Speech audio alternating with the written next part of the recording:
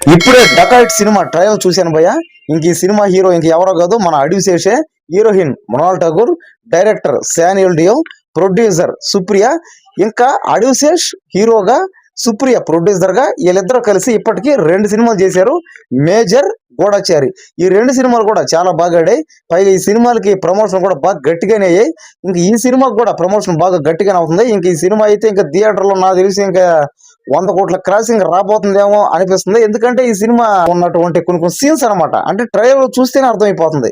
ఎందుకంటే అడివిశేషు ఏదో రాయలసీమ స్లాంగ్ అయితే వాడుతున్నారు, అదే మాట్లాడుతున్నాడు అనమాట. ఇంకా హీరోయిన్ తో మంచి మంచి మధ్య మధ్య రొమాంటిక్ సీన్లు ఉంటాయి. పైగా వీళ్ళిద్దరు పెళ్ళైనట్టుంది, ఒక చిన్న పాప ఉన్నట్టుంది. పైగా ఏందో యాక్షన్ డ్రామా, ఒక దొంగగా.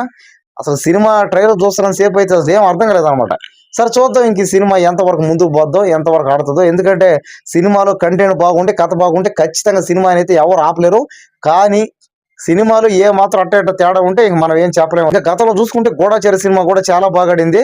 ఇంకా అలాగే మేజర్ సినిమా ఇదైతే ఇంకా చెప్పాల్సిన అవసరం లేదు, ఇది దుమ్ము రేపేసింది ఈ సినిమా.